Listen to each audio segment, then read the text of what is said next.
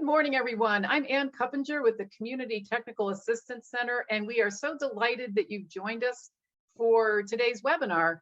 I just am so excited about the team we have presenting today. So we're going to get started because we have a lot of content. So this topic is who's in the driver's seat, supervising youth peer advocates to assure that youth are active participants in service provision. So this is part of a series that we're doing on supervision of youth peer advocates. It's webinar number 2 in the series. We're going to give you a link later to webinar number 1 in case you missed that, and also give you links to future webinars. But today's topic is really how do you do supervision in a way that will support youth peer advocates to help youth be more active in their service, the receipt of their services. So as folks are signing in, if you have any technical difficulties, you can chat to our host. And we'd also like you all to please just chat in your name and the agency that you work for and where you are in the great state of New York. If you've wandered in from outside of New York State, that's great. We're happy to have you here, and you can let us know. This webinar was designed for supervisors of youth peer advocates. If that's not who you are, you're also welcome to stick around. But you'll just hear a lot of discussion about the youth peer advocate role. I want to let everybody know for sure that the slides and the recording of this webinar will be shared with you as soon as they're posted in a couple of days. So rest assured, you don't have to take all kinds of notes. You're going to get these slides later on. I see some Danielle signing in from my hometown of Albany. So if everyone can take a second, Vanessa is going to post a poll. And what we want to know is, what is your role? Are you a supervisor of a youth peer advocate who yourself has lived experience and has worked as a youth peer advocate? Are you a supervisor who is maybe a clinician or a case manager who supervises youth peer advocates, but you don't have experience being a youth peer advocate yourself? Or you might not be a supervisor yet. You might be a youth peer advocate who's kind of a team leader or doing something in a leadership role in your agency, and you're kind of thinking, I might like to be a youth peer advocate supervisor. Or are you somebody else altogether? All are welcome here. And we're just going to give you a couple seconds to answer the poll.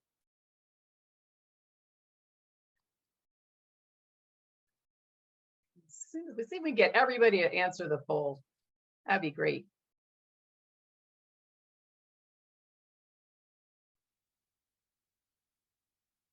I'm going to come back and share the poll in a second, but I just want to let you know, and you might have to slide your poll over to the side if it's blocking your view here.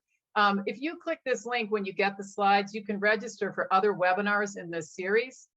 We have 6 webinars altogether in this series, and we're really excited about it. This group has worked really hard to put it together, and we're just delighted to be able to offer it to you. I also want to let you know that we want you to chat your questions in throughout the presentation. We'll take them, some of them along the way, and some of them we'll answer in the end. But please feel free to chat your questions in as we go along. So I'm going to end the poll, and we'll share the results with everybody. All right. So what you can see here is we have a really even distribution of folks on the webinar. We have some folks who are youth peer advocates who are supervising, who are former youth peer advocates who are supervising youth peer advocates.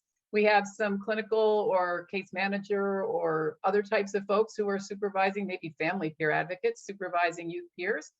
And we also, I'm so excited to say, we have some youth peer advocates who are kind of hoping to learn about supervision for their professional development. And then some other folks. So we're going to learn more about you. This isn't a huge webinar. We don't have 300 people participating. So that's really great in the sense that those of you who are here should really be able to participate actively and get your questions answered. All right, so I'm going to take down that poll. Hopefully it goes away for everybody. I don't really know how those work. And I'm going to turn this over to Edie. But before we start, I just want to tell you that we have Edie Schwartz here, who's done a lot of thinking on the topic of supervision and has a lot of experience working with peers. Tiara Springer-Love, who's the director of Youth Power, also a youth peer advocate who's supervised youth peer advocates and just brings a tremendous amount of past experience to this conversation. Robbie Lettieri, who's the Youth Power Director, Youth Peer Services Training and Credentialing Manager from Families Together in New York State. Robbie works a lot with the new youth peer advocates who are, receiving their initial training and obtaining their credential. And Nivea Jackson, who's the Youth Peer Advocacy Coordinator for the New York City Department of Health and Mental Hygiene, and she supports the youth peer advocates working all over New York City. So this is a dream team, and I'm really grateful that they've shared their time and expertise with us today. And with that, I'm going to turn it over to Edie. Thank you, Anne, and thanks to my all you great people who are here with us today. If you've seen our other webinars, you know that we're interested again in, as Anne said, a conversation, and we're a small enough group that we can do that today. Sometimes that's hard when you have 300 folks. So we're going to do some breakouts. We're going to do some chatting over the chat box, and we're hoping that you'll add to the conversation, because these webinars, we don't want them to just be some way that you just pick up a bunch of info. We want you to be able to talk about them and say, oh, that doesn't work for me. That does work for me. I have something that works better. We're going to offer some tips, and those are tips that may work for you. They're things that should go in your toolbox, and that toolbox you use to be person-centered, a different tool for each particular situation. So that's what we're going to do for the next hour and a half. And we really hope, as always, that you'll be active participants, as you're going to notice our group is going to be. We're going to interrupt each other. We're going to each have something to say about everybody else's slides. And that's what learning is about.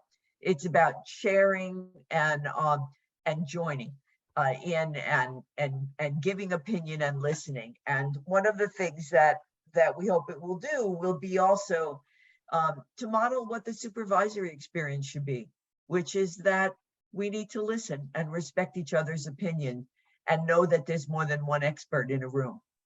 And so that's what we're going to do today. And I am going to see if I can advance these slides, which I can. So the first thing we're going to do is just a very two-minute review. I have a lot of slides and a lot of info. We may not get to all of it, but you have it. So this way you have the slide deck, you have the handouts, and you'll be able to see the information. So though, most of the folks in the room are supervisors, so you know this, but supervision is many things, and it's from providing guidance and support, making sure that there's a shared experience, helping people to problem solve.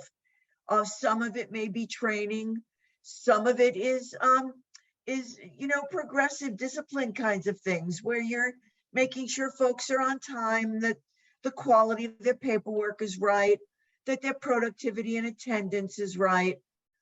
Even down to when something begins to not work very well, how you deal with helping someone to be in the job where they can shine if your particular job isn't the job where they can shine.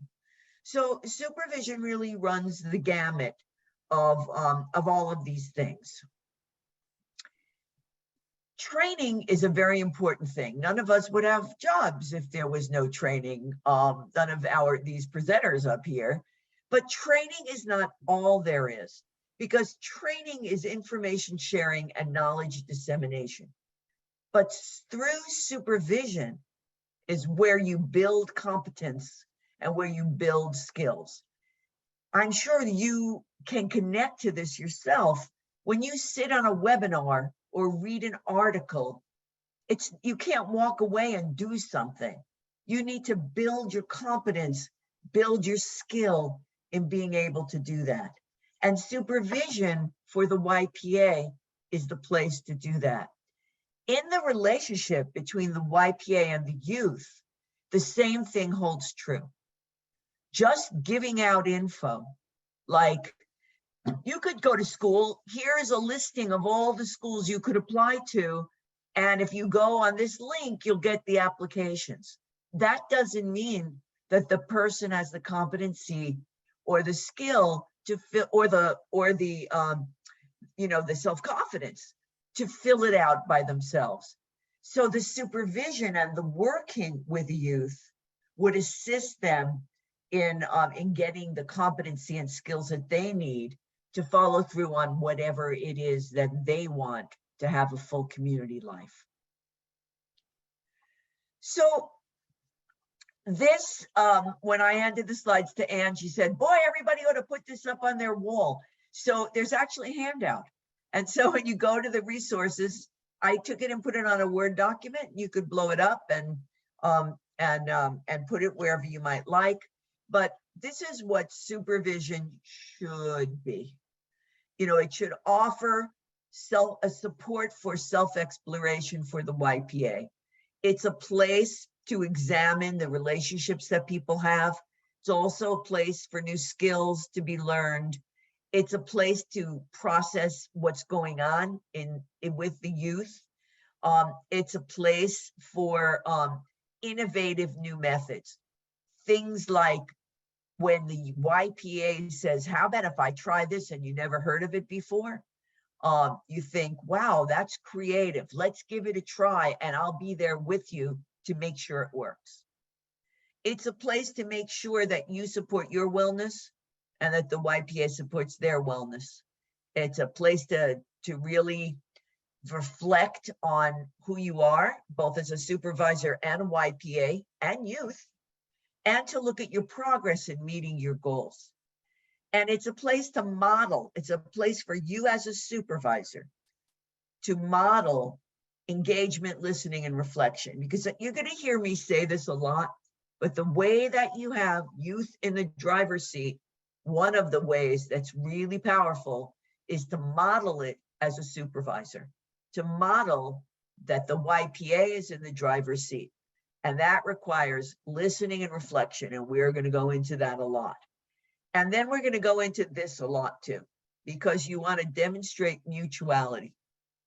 There are two experts in the room, at least, anytime you're sitting with someone.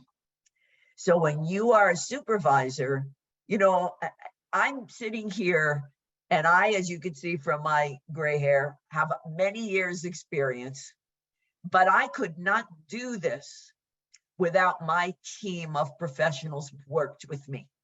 I could not do this without Tiara, Nivea, Robbie, Ann, and Courtney, and the other folks who were helping me, because I needed all the experts to be in the room, and I needed to be reflective and to listen and to have a mutuality.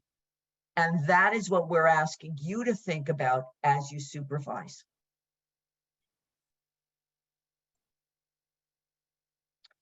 So let's talk a little bit about role clarification, because I think that these lines always get blurred, and it's easy to get blurred. You know, I have many years experience in the field, but now I'm a consultant and I mostly do coaching, executive coaching, and some training, obviously, since I'm here. But in coaching, which is like supervision, but it's not supervision, there's a blurring between, let me be careful not to be a supervisor, let me be super careful not to be a therapist, because I am a licensed social worker. Let me be very careful not to be the CEO and manager, because I have been a CEO, and not to be a government official, because I've been one of them too. So there's always a blurring of lines for all of us. Yeah. I would also add friend. So it's also a blurry line to ensure, even if you have a friendship outside of work, there's still very different roles. So I just wanted to add that. You are 100% right. And you know, that's another place, Tiara, where it models for the supervisor and YPA and the YPA and youth. Because those kinds of things really model, it can be blurred. So thank you for that. So, these are general. There's a million more things could go in here. But as a supervisor, you want to listen, you want to be a guide, you want to be a partner, open and honest and respectful. And you want to remember that the YPA is coming to the room with a set of skills. They have a unique role, gifts, a voice, and they bring value to the organization. And I'm going to say something a little, airy, but I'm asking you to really believe that deep down in your heart.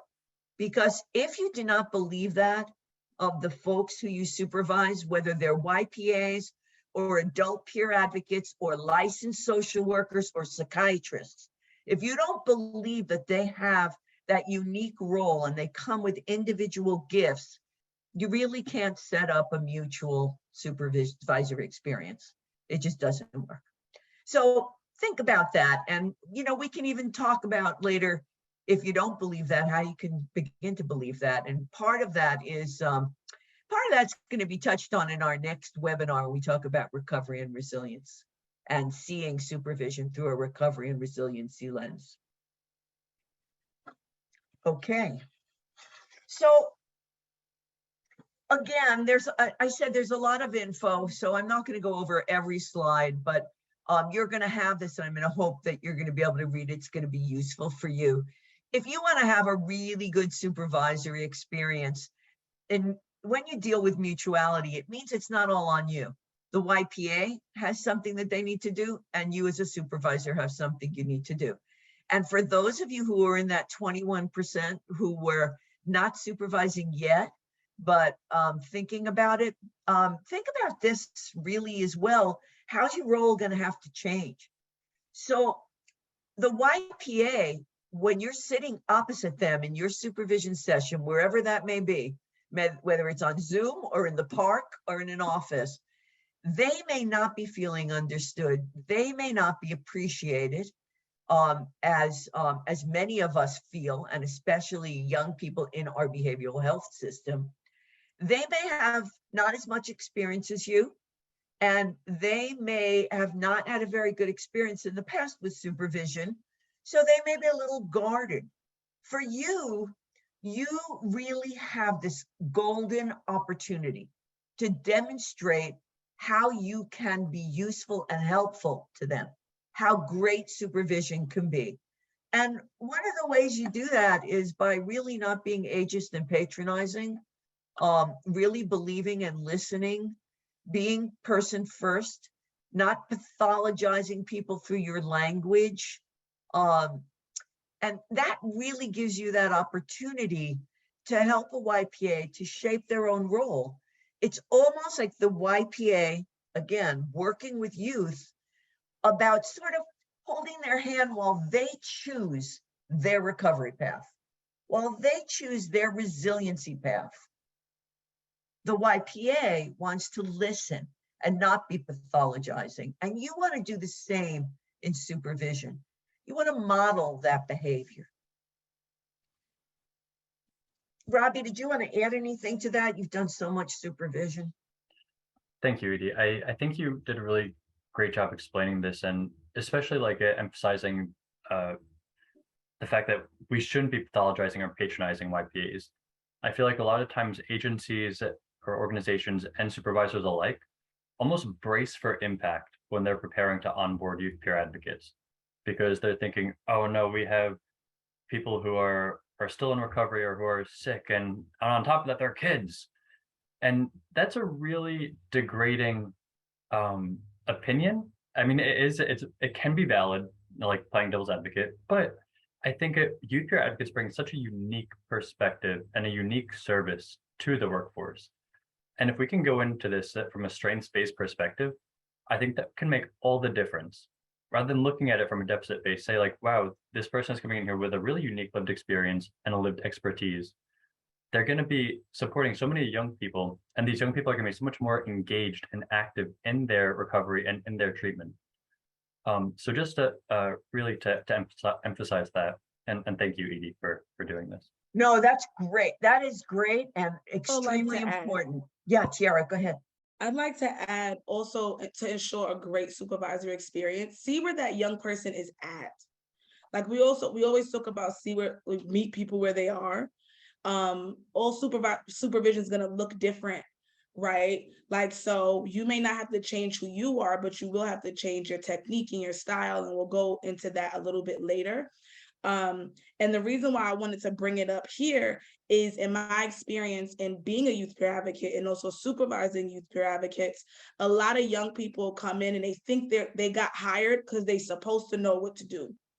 They already know what to do. And the fact that I don't know what I'm supposed to do, my supervisor is going to get upset with me. I'm going to lose my job. And they come in with this level of confidence. And over the course of time, I've seen youth peer advocates get more and more insecure in their roles because they don't have a supervisor who is being person first. And they're literally, I'm going to repeat everything Robbie just said, but pathologizing them and etc. and not listening to them. But we'll talk a little bit about that. But I would just definitely also say, just see where that young person is, because you might also meet a young person who is excited and a young person who's ready to hit the ground running, right? Not everybody feels misunderstood. When I was a youth advocate, I came into this role with confidence. I knew who I was, I knew what I wanted to do, but I didn't know how I was going to do that.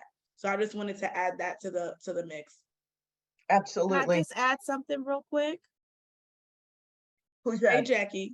Hi, everyone. This is Jacqueline Pittman. I just want to add to piggybacking a little bit off of what Tiara said, being like a supervisor of YPAs, you have to be relatable with them. You know, sometimes you might have your own way of seeing things, but you have to put that to the side. Like you have to know, like, what are they into, the type of music that they are into, the style of clothing that they're into.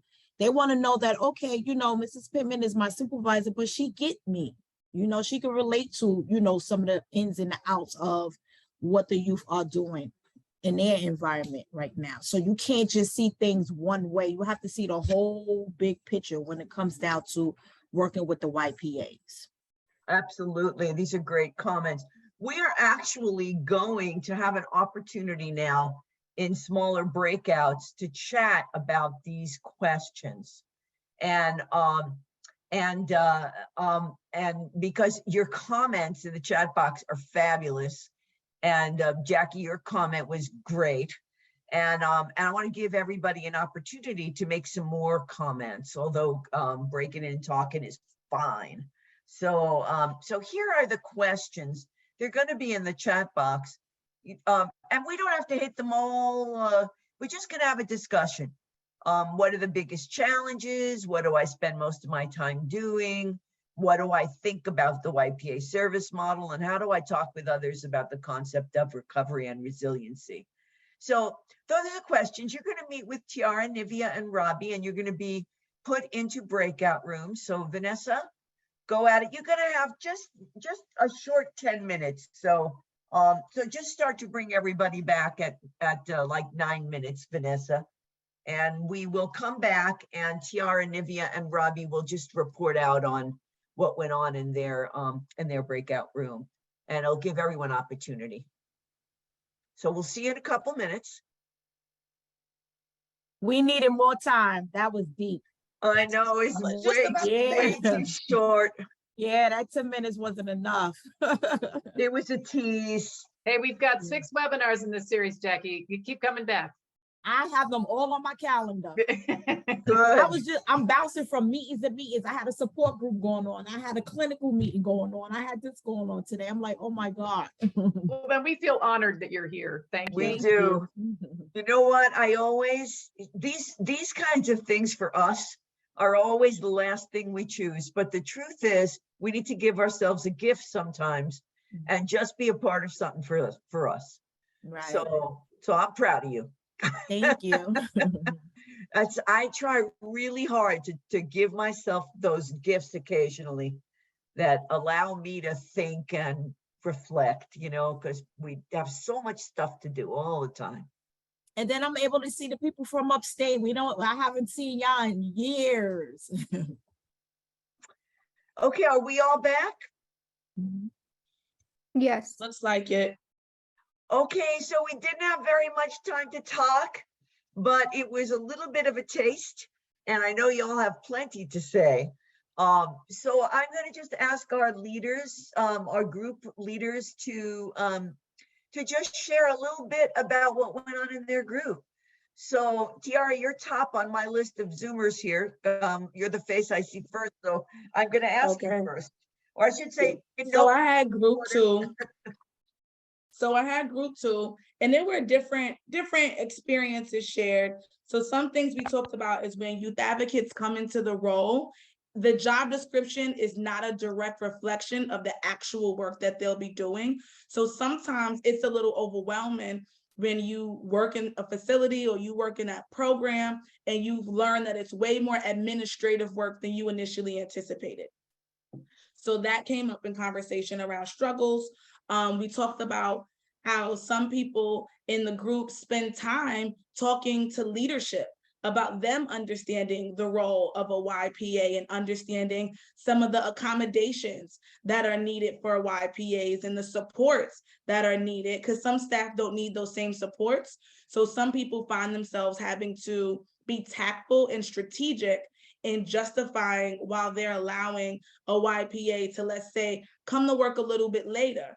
However, they're working with them in supervision on what is the plan, right? Like, we can't keep coming to work late. What supports do you need? How are we going to go about doing that? The team also talked about, as a supervisor, you need to have resources as well to give to staff, right? Like, sometimes just saying to staff, go on Google and find it, that may not be a supportive approach, but being able to provide resources. If your company doesn't have an employee assistance program or EAP program, do you know a place where someone can get support with time management, a place where a youth peer advocate can get support with becoming a little bit more organized in with papers or in their day, or figuring out how to use a calendar, right? So one thing I'll share, I felt good about that remark because my supervisor didn't feel over the years of being a youth advocate that I belonged to them. They were okay with, quote unquote, sharing me. Like, I don't even like saying those terms, but that was my experience, right? Like, they were okay with saying, go to the youth peer meetings. You need other support other than me, right? Because they had other things. We also talked about some of the challenges between therapy versus supervision, how sometimes it feels as though you're creating this therapeutic relationship, but then also you don't want to cross boundaries and you don't want to get burned out as a supervisor, but you still want to support that young person. We also talked about helping them through triggers. Sometimes youth peer advocates don't know certain triggers exist until they get into certain settings or certain situations with young people, and figuring out for a youth peer advocate, building relationship. That was the thread and theme in the group. The importance of building relationship as a supervisor, being able to connect. If as a supervisor, you don't know what a bad day looks like versus a good day for your staff, you need to do a little bit more building with the staff that you have on your team, youth peer advocates included and other staff members included. So being able to build and connect. So those were the themes within our group here for group 2. excellent. Thank you. Nivea, how about your group? I had group 1. I think most of my group members are here to actually learn and gain a lot of knowledge. But I did receive a few points. So one of the questions we answered was, what do I think about the YPA service model? So some of my group members said that it displayed that recovery is real. It gives a real aspect to building relationships, and that also helps you connect with the young people that you work with, hence that mutuality relationship. Also, a participant in my group spoke about the challenges they face as a supervisor, which I think many of us is facing still to today, that balance between accommodations and accountability. Most of us realize that sometimes peers really understand that many people are supposed to be empathetic and supportive to a lot of things they're going through, but that fine line of when do supervisors realize that it's either manipulation, it's either taking advantage, or is an underlying motive to it, whereas agencies are not able to meet their deliverables. So I think that's a extreme important conversation. Also, the challenges around documentation, that's also something that we're really seeing in New York City, whether that's between CFTSS or city or governmental contracts. Documentation is a big thing, but I know that there are numerous trainings out there. So I don't know, maybe we also could brainstorm other ways on how to really get youth peers ready to really write that documentation or articulate what's really happening in those sessions. So those are the two questions that we answered. That's great, Nivea. Thank you very much. And Robbie, what went on in your group? So I was with group 3 and we had some really fruitful conversations, but we didn't get past the first question. So That's fine. yeah, we were talking about like some challenges being faced at supervising YPAs, and some things that came up were the fact that they don't really get a lot of referrals, and so that is kind of a barrier for YPAs to develop professionally by offering services, because they don't really have that opportunity. Another one was reliability issues with YPAs, and so some YPAs come in and they hit the ground running and they really excel, and then others really struggle. Personally, I feel like that affects the workforce on a macro level, like beyond only youth peer advocates. I feel like there are some grown human beings in professional roles that still struggle with reliability as well. So I wouldn't pinpoint that yes, on YPAs. Agree. Vicarious trauma and the impact that that has on YPAs is a huge one. And you know, navigating what is the proper amount of time for somebody to be in recovery in order to effectively offer youth peer services. There can be somebody who, you know, experienced a traumatic life event, you know, five years ago, and they come into the role as a YPA and they're totally fine. Like they're rock stars. And then there are others who, you know, come into this and they can hear one thing from a young person and they're totally derailed. And, you know, and that's a challenge, like clearly identifying when somebody is ready to offer youth peer services. Another topic was, you know, that some YPAs are not accustomed to being supervised, you know, and, you know, they're kind of reluctant to receiving feedback from their supervisors. Something else was being family friendly with the younger youth, because and this comes up a lot, and I hear this from a lot of YPAs and their supervisors, that YPAs only want to work with the young people and they're not willing to collaborate with their family members. And it's really working with them to see like what they can share, what they can't share, and also how they can best be a support to not only the young person, but also to their family. And then the last one was, you know, how to hold them accountable, while also acknowledging and, you know, taking their previous life experience into account and how to navigate that. So I wish we got to the other 3 questions, because I thought we had really great conversations, but hopefully in the future. Absolutely. Thank you, Robbie. Thanks to all of you guys for participating in the breakout. And yeah, you know, we'll just say to Anne, we need more sort of learning sessions where we do breakouts so people can have a lot of conversation, and we'll do that. So what we're going to do now is, as I said, there's a lot of content. We're going to go into some of the things that you brought up in that breakout, this breakout session, about how to move forward with some of the challenges that you see. So let's talk about effective supervision. And there's a lot on this screen, so I'm going to let you read it for yourself. And I'm going to say that being a supervisor is a complex task, and it does have a set of skills that we need to think about and deliver. Many times people who are just good clinicians or good YPAs or good managers become supervisors without the body of knowledge that goes into being a supervisor. And as you can see from this, there are a lot of skills and capacities necessary to be able to hit those challenges that you talked about and do something that can really be helpful to the YPA and to the youth that they serve. So let's talk about a little bit more. Let's talk about what creates effective and engaging supervision. So we're talking about what you can do to meet those challenges. And again, you're going to hear over and over again the same thing from me. Value and understand the role of the youth peer advocate and be person first. Understand that every human being is different. Watch your language. Don't be pathologizing. Believe in recovery. Make sure you have mutuality and a partnership. Share power. And what I mean by that is all of us, I learned this as a manager years ago. I learned that in my head, I was just Edie. That's how I view myself. You know, I am who I am. What you see from me as a CEO is what you see from me as, you know, as somebody who's in the supermarket. I just am who I am. However, when I am the CEO, I am Edie myself, the CEO. And that power comes with your title and your position. And if you're not aware of it, you say things that wind up having a meaning you never meant them to have.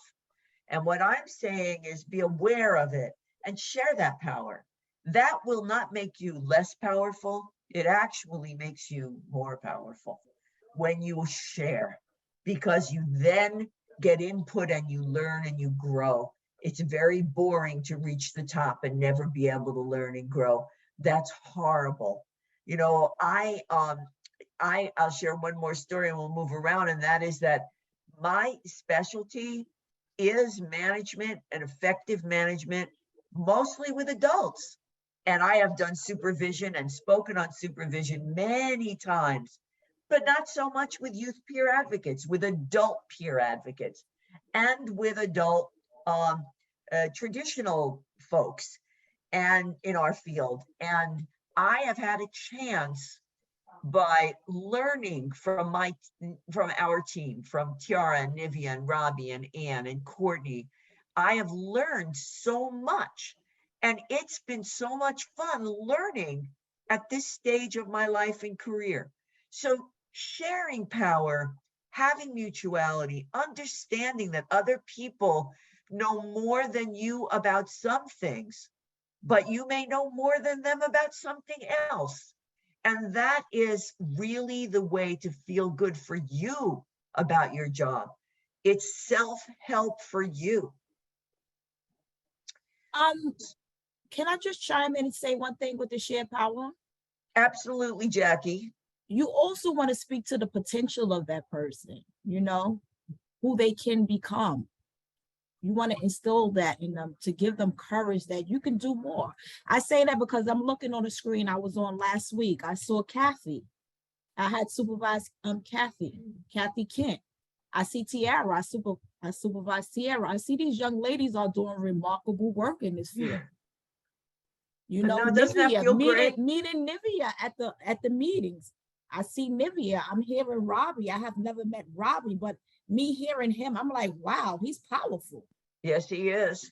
So you have to, you know, pump that into the youth to let them know that, you know what, we're not going to always be here. Y'all might be in a youth advocacy position right now, but y'all have what it takes to change the world.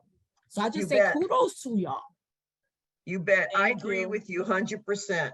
100%. I want to add to that. So as we talk about the workforce, right? Like Jackie's talking about passing the torch, right? Like if you are not preparing a youth peer advocate for a leadership position, or you're not preparing a youth peer advocate to take your job, you are in fact exploiting them, right? So when Jackie talks about power within, it involves people having a sense of their own capacity and self-worth.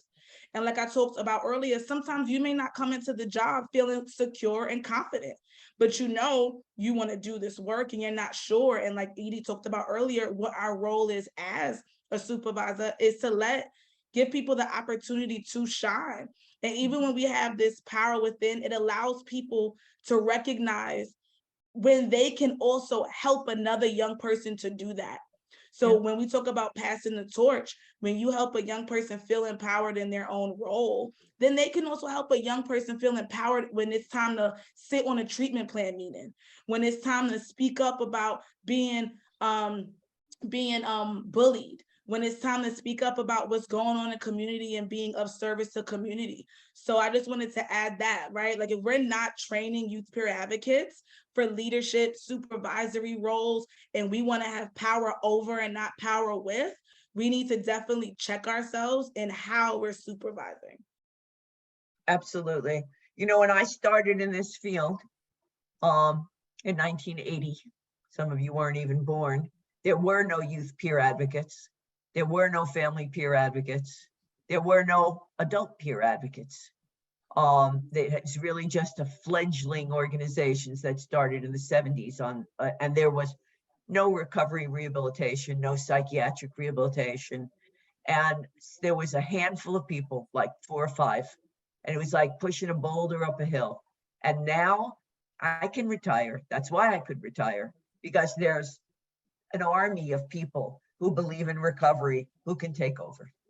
And that is what sharing power does. It allows you, and like you, Jackie, I turn around and I see, oh, that person in a high place in OMH, I trained them 25 years ago, you know, or this person who, you know, who was a patient in my program is now the head of a movement. And those are wonderful things. And that's what we want to get out of being supervisors. So let me do some content here, even though our conversation is so rich that I rather have the conversation and you can read the content on the slides. But I know how busy you are, so I want to make sure we just go through a little bit of content on some tips and things to move forward with. So, so I'm just going to do a few of these for you. We want supervision to be strength-based. Why do we want it to be strength-based? Because that really pushes that collaboration forward, and it allows you to look at things from a positive point of view rather than a negative, because challenges aren't ignored, but they're reframed. Reframing is a wonderful thing I learned in social work school, and it really is the way to move forward in a strength-based way.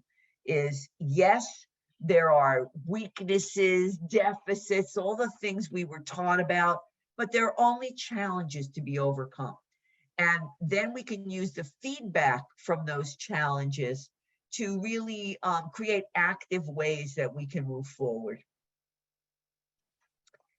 So let's talk a little bit about effective supportive supervision and what it should do. This is what it should do. Recognize that YPA as value added, create that two-way communication, make sure, I know there's space issues, I get all that. You want to create a place that's safe. That means it's private, it's safe. And you want to make sure that if someone is struggling with something when it's not supervision time, that they have a way informally to check in, so that you are there for them without being a helicopter supervisor.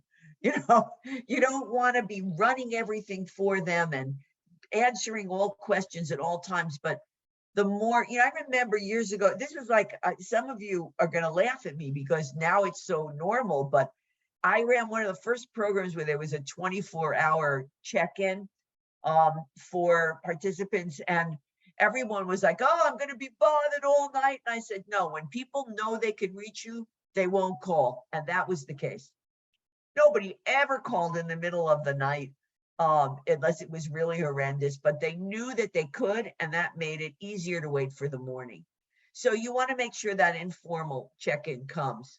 And you want to make sure that people learning on the job, when they ask a question, you know, answer the questions, search together for some information on it, and make sure that there's a chance for them to really learn and move ahead. And then I want to talk just very, very briefly about reflective supervision, which again is in this same kind of vein about thinking about what you're doing, focusing, and recognizing people's strengths and going for results. I'm going to ask Nivea to make a few comments on this because she's got some really good things to say about being reflective. Thank you so much, Edie. And I really like how you said it's really about observations and outcomes of growth. Because I think when we speak about reflective supervision, it's really stepping away from that immediate problem. Usually when we have supervision, we be so eager to put everything out on the table, but we don't really take the time to step back and reflect on that process. So one thing about youth peer advocates, some of them are technically living their lived experience as they work. We may not know that right away, but due to articulation and things that they say and the outcomes of certain situations, we will be able to understand through our expertise. So, you know, for a fact, if a YPA is still living their lived experience and they're working with a young person that's in that same system, it's extremely important to have that YPA come in and reflect on that experience, really articulate their thoughts, their feelings, and you will see if the recovery is being displayed, how they actually handle that reaction. And I really thinks Absolutely. that, yes, and I really thinks that it creates a positive collaboration effort between the supervisor and the supervisee. Because when supervisors start to recognize gaps that they YPAs may not be able to fulfill, this is now the supervisor's turn to step in and help that YPA where they might not be able to help themselves at. So also recognizing the gaps and where you need to step in and help this YPA due to the reflective supervision. Reflective supervision is only going to help the agency because they're meeting their deliverables and making their outcomes. It's going to help the YPA because it promotes growth, collaboration, and it promotes another eye in seeing and doing things versus just task orientated. Most individuals who go through the systems don't even believe that people care about them.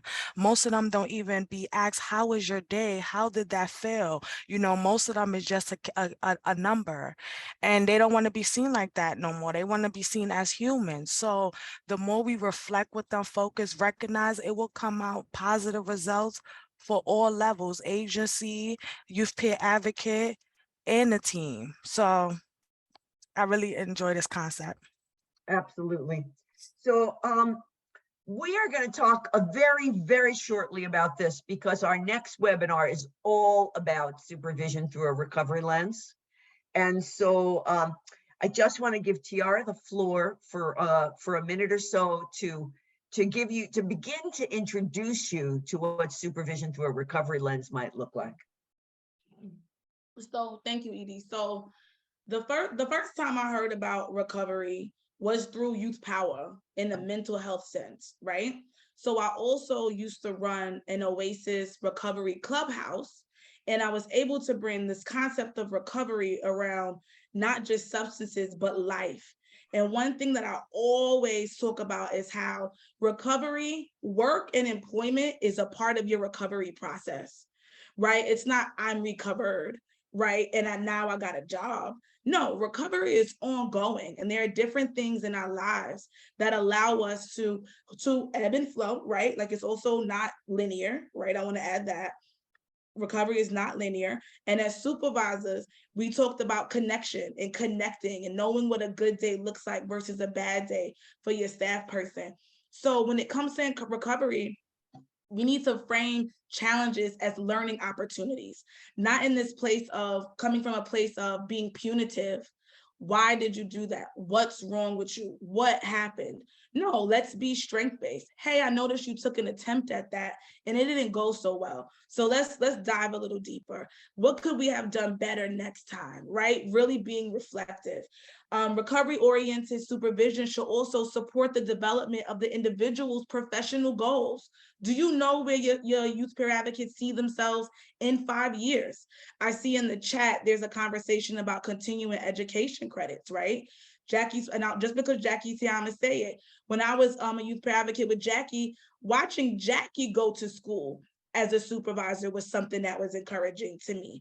So even though we didn't sit down and do college applications together, just watching her also further her education was me watching her saying, you know what, there is room for growth in this field. A lot of youth peer advocates feel like there is no growth and you're not always going to be a young person. And I don't want to have children. So where do I go from there? And I don't want to be a family advocate, right? And recovery-oriented supervision should also support the integration of YPA and recovery values throughout the organization.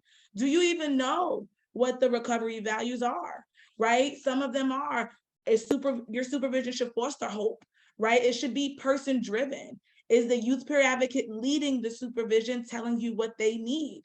There are different pathways to recovery, which means there are different pathways on supervision and how you supervise.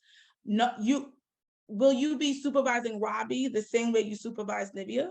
No, right? They're two very different people. Their demeanors are different. Their lived expertise, their lived experiences are all different. And how that shows up for them is going to be different. Someone talked about in group 2 about triggers. We're going to have different triggers, and the way we approach our triggers in supervision are also going to be different. Another value for recovery is recognizing a person's culture, right? Having cultural humility.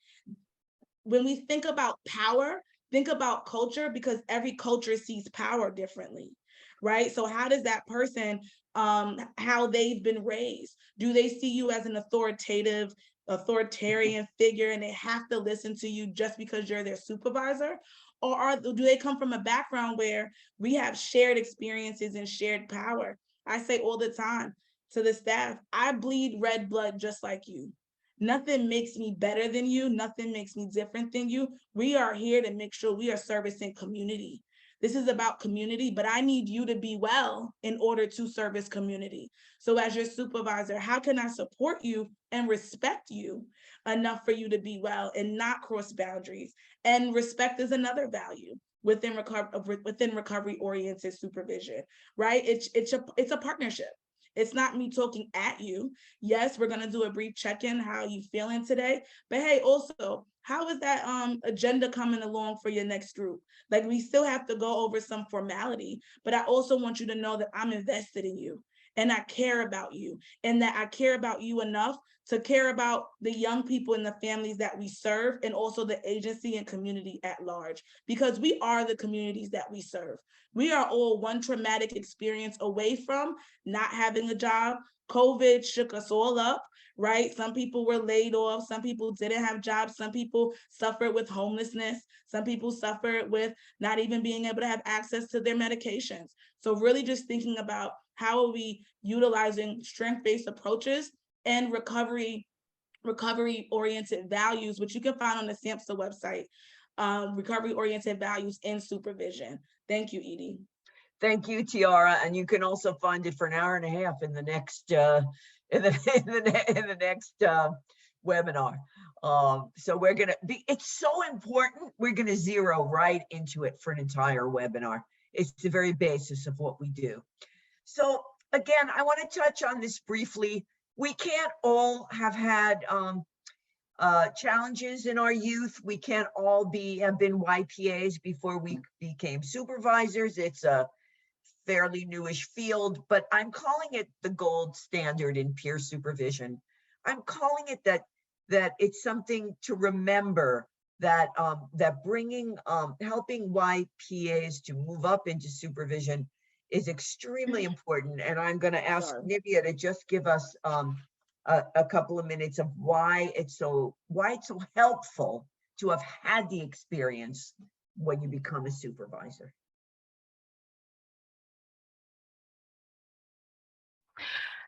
This slide is extremely important because I am watching this play out in our contracted programs right now, because this was the first time that we actually hired supervisors without lived experience. So now we're actually seeing the big difference. But I think one of the biggest things is the mutuality, and it's not a power over dynamic. Usually in supervisory relationships, it comes with power, and that's the norm, and that's what most supervisors are used to. So if they don't have the lived experience and lived expertise, transferring over to the advocacy and the peer work is going to be extremely hard, because that power over goes down and that mutuality and that connection comes up.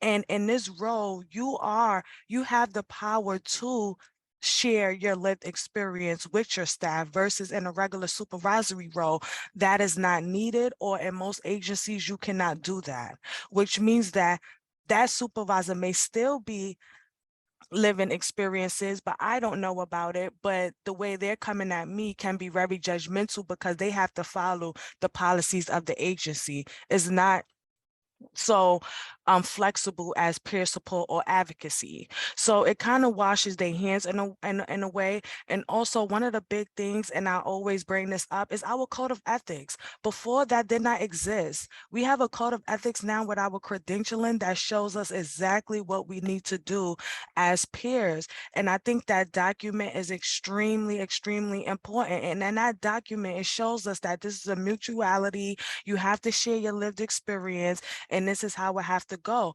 So one thing I honestly suggest is when you're sitting down with a new supervisee as a supervisor, even if you have lived experience or you don't, start off with a SWOT analysis, because right off the bat, you're going to see the gaps in the relationship. So supervisors won't ask supervisees for things and get their expectations high when on a SWOT analysis, it showed that that was a threat. So also the supervisee can identify the supervisor's strengths. So as a YPA, yes, I'm able to write case notes, but my grammar is horrible. And my supervisor, she got a great eye for grammar. I don't understand the problem of the supervisor going in, editing that case note while teaching a YPA about grammar.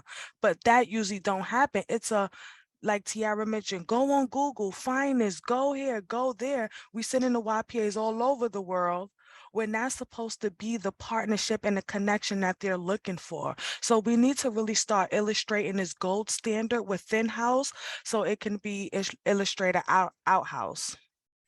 Thank you, Nivea, that's great. So let's get into some tips. Let's talk about how to do supervision as collaboration, because that's really, really what we're going for.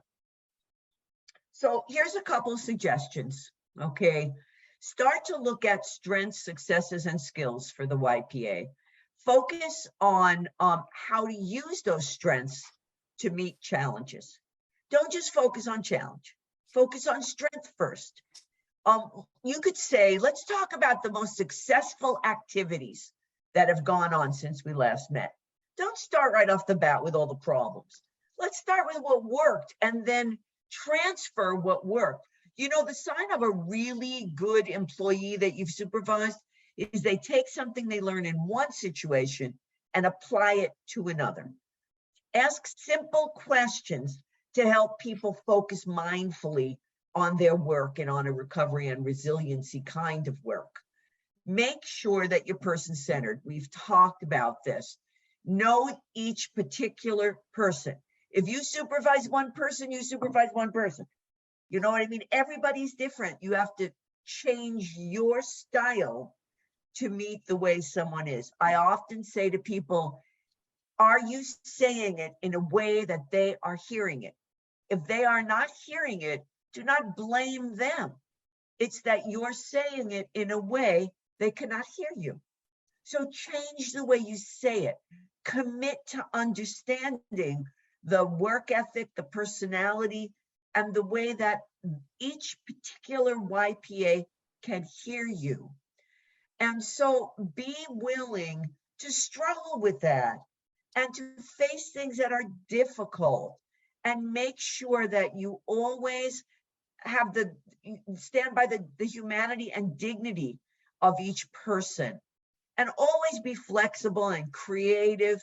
And you know, it's so easy to be the person with the glass half empty, and I have to admit I often am, but commit as a supervisor to looking for the good in people, and your job is to help bring that good out.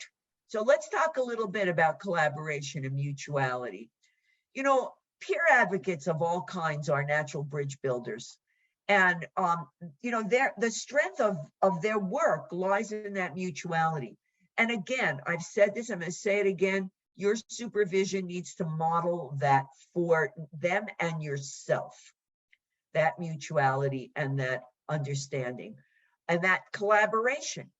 Co-develop your agendas. Don't do them all by yourself.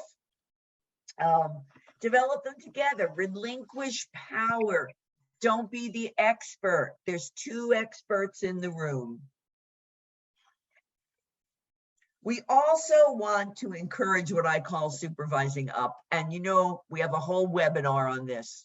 So I am, due to time, if Nivea and Tiara, if you will forgive me, I am going to pass this on to the last webinar when we will all have a lot of time to talk about it. But what this is in general is just helping your supervisor to be the best supervisor they can be for you, and teaching your YPA to, not your, that's a terrible thing to say, teaching the YPA that you're working with to help you be the best supervisor for them. And again, here's some ways. Holding you accountable, suggesting dates and times for meetings, bringing agenda items to supervision. And stay tuned, because this is so important that our team is going to have a lot to say about this in the last webinar. Okay. One more thing though, Edie, real quick. Yes. If you could go back to the slide real quick, I do want to encourage a reframing of also supervising up for those who are uncomfortable with having young people tell them what to do, because that's what a lot of the time supervisors think it is. And where I'm going to encourage you to reframe it is think about supervising up as to how can this youth peer advocate make my job easier, right? That could be sending me reminders because I'm supposed to approve something for you, setting a deadline date, advocating for your own needs. And like Edie said, we'll go into it, but I just wanted to have you guys think about how can this YPA help me make my job easier and not more difficult. So thank you, Edie. No, thank you. That's perfect, because look at that bottom line. Aren't we always saying, oh, we want people to take initiative. We want people to own their job. But then when they do, we don't want them to. We want to own their job. And a worker who takes initiative is really ideal. It's someone who loves their job and makes your job easier. So thank you. That was absolutely on target. And I think, again, to be person-centered, we need to know it's not a challenge. It's not a condemnation. It's just that, someone of my age has certain issues, and someone who is young has other issues.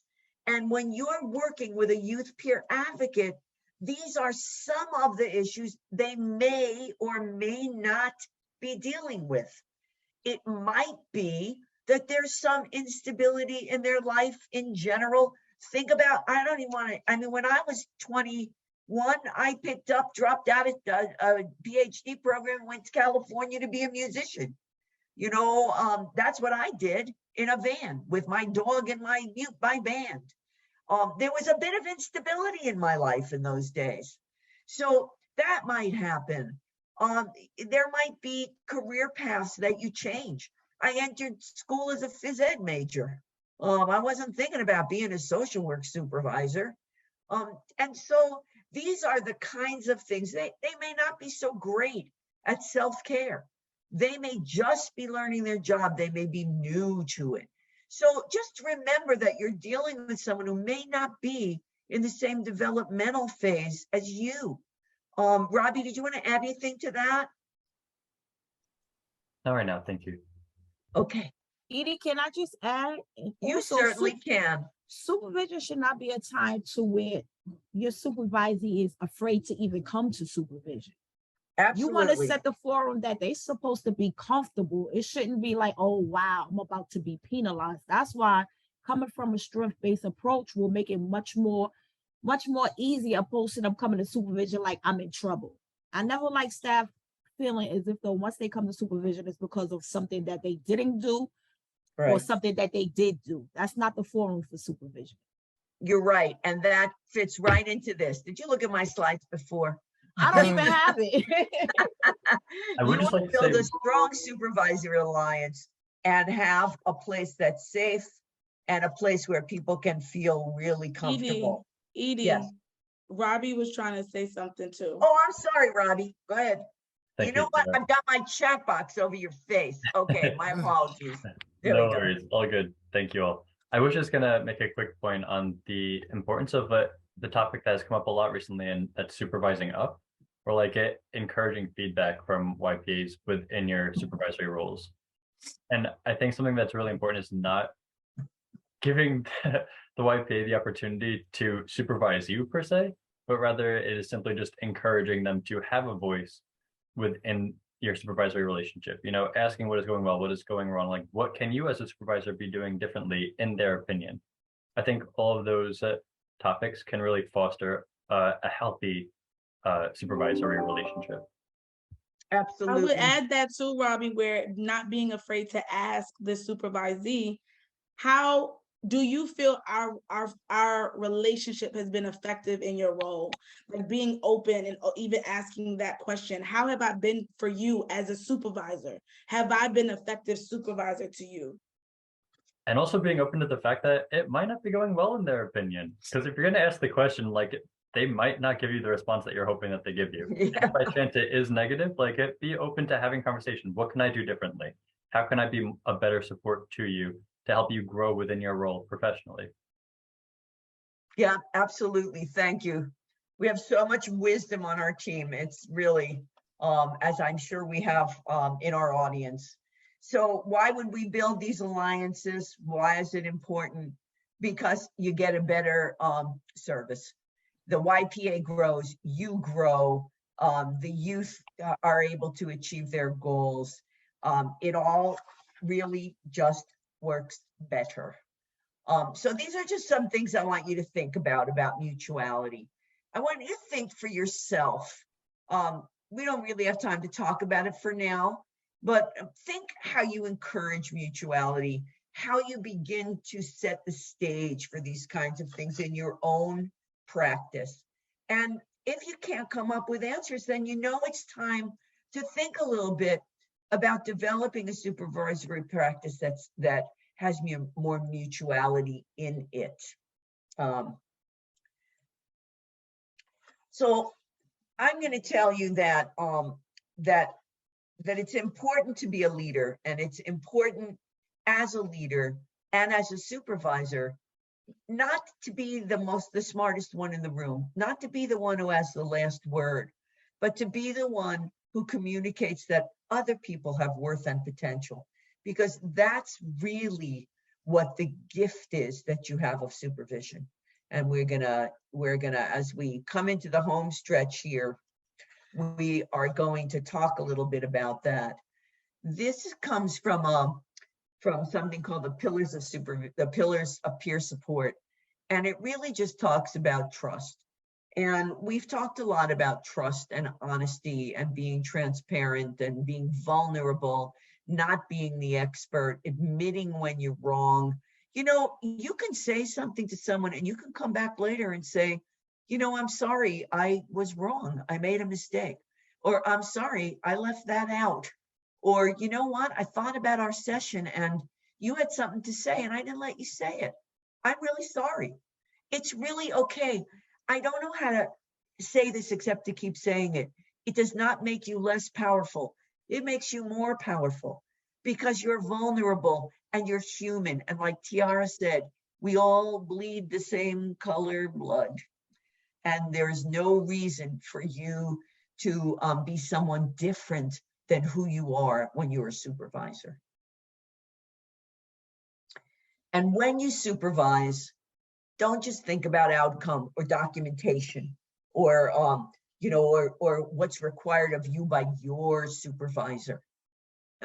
Think about the whole person. Think about all of them, all the pieces of them. You're all these pieces, aren't you? Think about all the pieces of the person you're supervising, because you know what? It is a gift to supervise a YPA.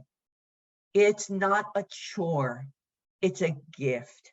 It's an opportunity to work with someone with heart and caring and talent and a different point of view from you, maybe, and a lived experience if you don't have it. And I want you to think about relishing in their values. For me, it makes me feel and remember what I was like at that age.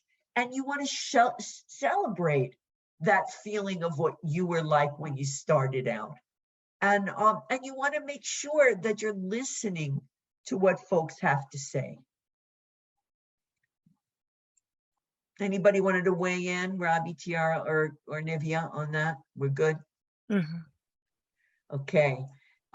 So couple of final thoughts before I pass this back over to Ann. We've gone over this before. Make sure that you have created a situation for supervision that YPAs want to engage in. I asked our team what makes YPAs want to engage, what makes them not want to engage, and I've given you a list. Take a good look at it, and if any of you are falling in what makes YPAs not want to engage, think about shifting over to the left. Because when you develop this mutual working relationship, you want to create rapport, you want to create trust, you want to have genuine caring, and you want to show transparency. I once, before I became a social worker, said I'm going to my supervisor in tears, I'm going to learn how to be tough. I'm not going to cry. I'm going to learn how to do this stuff. And she said, the day you stop crying when somebody tells you a painful story is the day you should find another job and another profession. We're working with folks who are hurting, and they're working. The YPAs are working with folks who are hurting. And it's okay for you to hurt as well. And so have that caring, have that transparency. Make sure that you listen. If you're doing it on Zoom, turn your screen on. Don't multitask. Be there for the person. Encourage their wellness. Encourage them to be the person who they are. And the most important thing is, make sure it happens. We're all busy, but supervision is sacrosanct. Do not cancel it because you have another meeting or something done that's due. Sometimes it'll have to be rescheduled, but make sure it happens, because really you hold in your hands a lot of ability. You can create a vision of how wonderful it can be. You can help people address their issues. You can help the YPAs manage the impact of vicarious trauma, of stress and burnout. You can create a safe space for someone who may not have one, and you can create support and guidance regarding self-care. These are the things you can do. Don't look at what you can't do. So you know what? In leaving, I say to you, be innovative, be creative. You have the power to mentor someone, to help the next leaders come to the fold and follow what you believe in. Have fun, be vulnerable, share of yourself. Don't try to change the person you're supervising. Don't patronize or be ageist. And be open, be real, laugh with people, cry with people.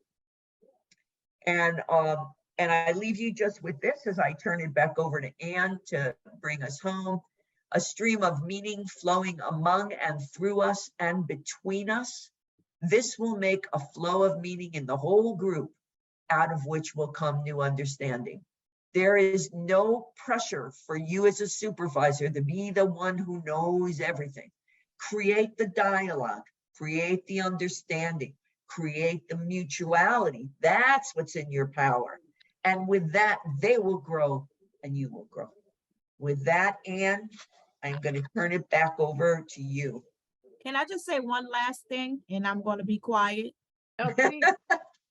You have to, your supervisors have to know that you have their back, right? You have to be there for your youth. I know at times as supervisors, we have our own supervisors. Some things come down the pike, but sometimes, you know, you have to go toe to toe with your supervisors as well to let them know that, you know, my staff might be on taking a little bit too much.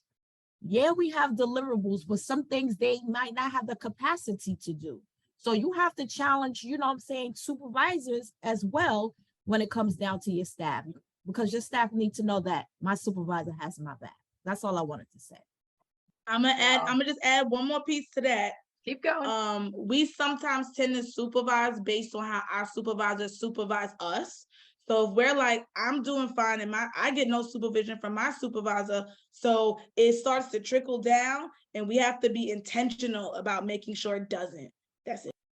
You are so right. And it's the same for the YPA working with the youth. Remember that.